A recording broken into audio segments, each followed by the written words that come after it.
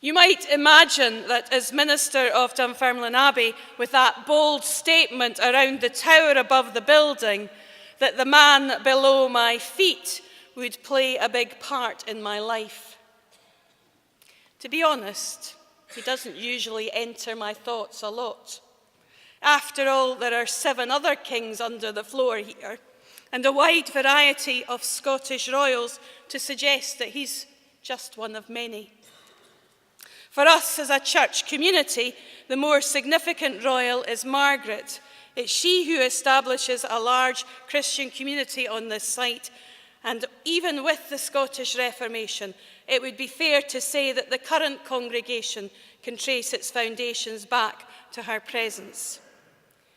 It is particularly in her life that the gospel story is retold, as she cares for the sick, offers education, and finds work for those who might have been ignored. We forget that the whole building, not just a tower, not just this bit, the whole building, the bit that exists below this part, including the nave, was built as a memorial to Margaret by her son David. Robert the Bruce is of lesser significance in religious terms, although it doesn't detract from his historical significance. While I might stand over him on a weekly basis, while the tower might dominate the skyline and announce his presence here, he's just not part of my daily thoughts. So this year has been challenging. It started in February.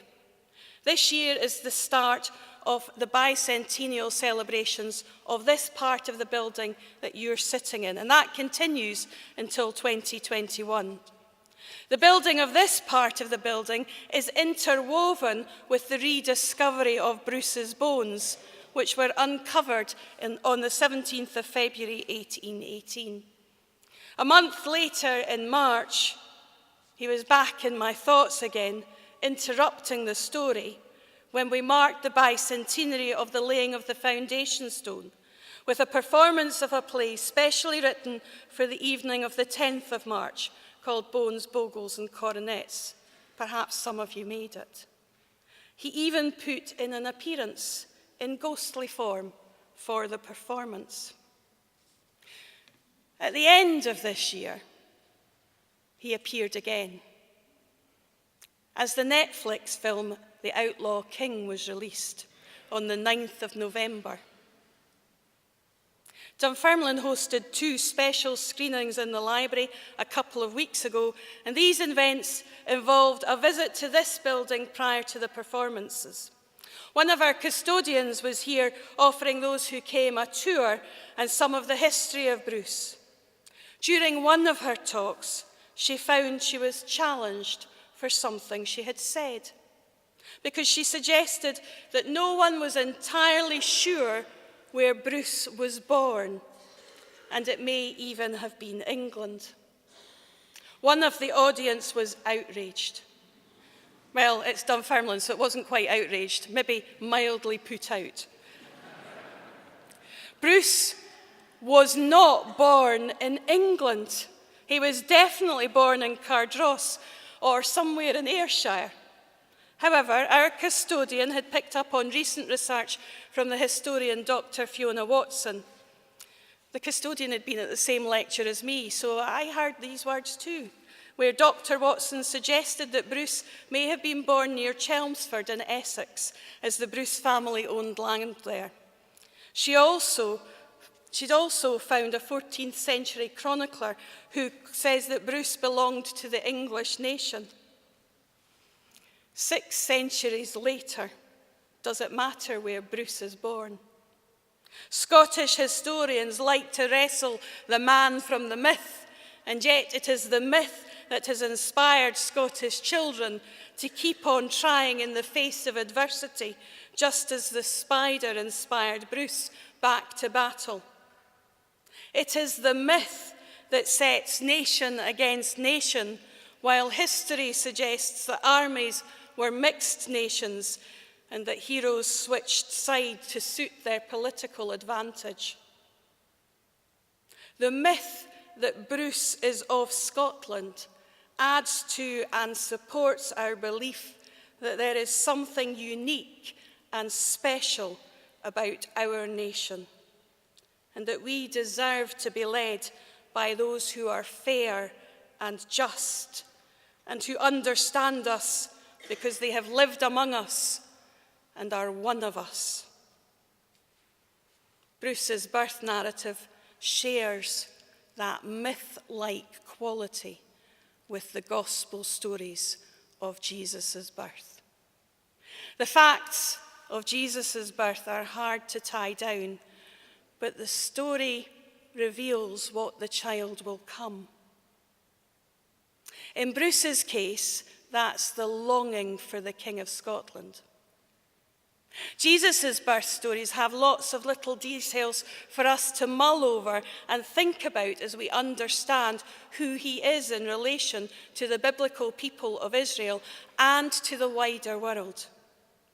There are two birth stories, one in Matthew and one in Luke, and they are not the same story. In Luke, angels appear to Zechariah, Mary, and the shepherds. In Matthew, Joseph dreams, wise men follow stars, and Herod gets angry. Luke's story, by using names and giving women and outcast people a prominent place, tells us that Jesus is for all people, not just those who hold power or perform religious functions.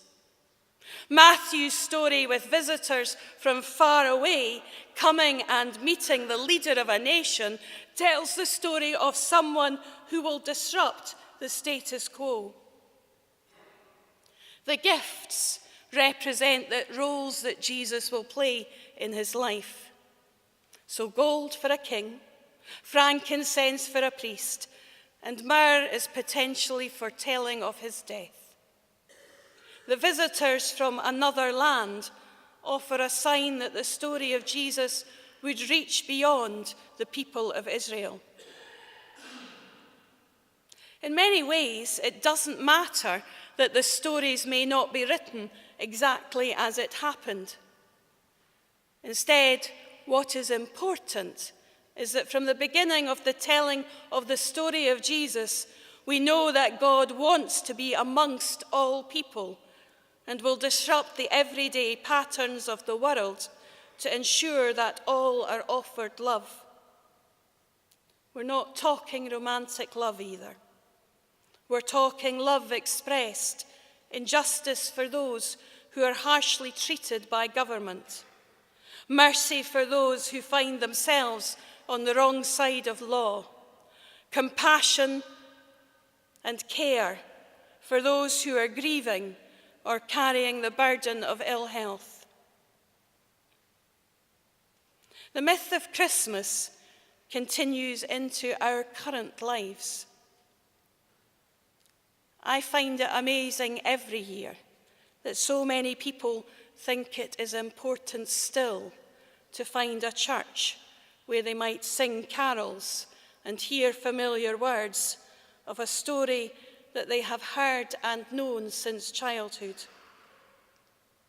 There are even the family myths to go with the Christian myth of how long and how often people have come to be part of these late-night celebrations. Even these myths hold at the heart of them the desire to meet someone or something that will bring a transformation to our lives. Even Bruce's story is shaped by the Christ story. History suggests that Bruce chooses to be buried in Dunfermline for all kinds of reasons, but not least because he has marvelled at the legacy of St. Margaret and her own devotion and faith to a living God. So may the myth of this night and this place shape you. In celebrating Christ's birth, May you know that you are welcoming a God who is for all people and will seek justice, mercy, and compassion, even when that might cause disruption to those who hold the power. Amen.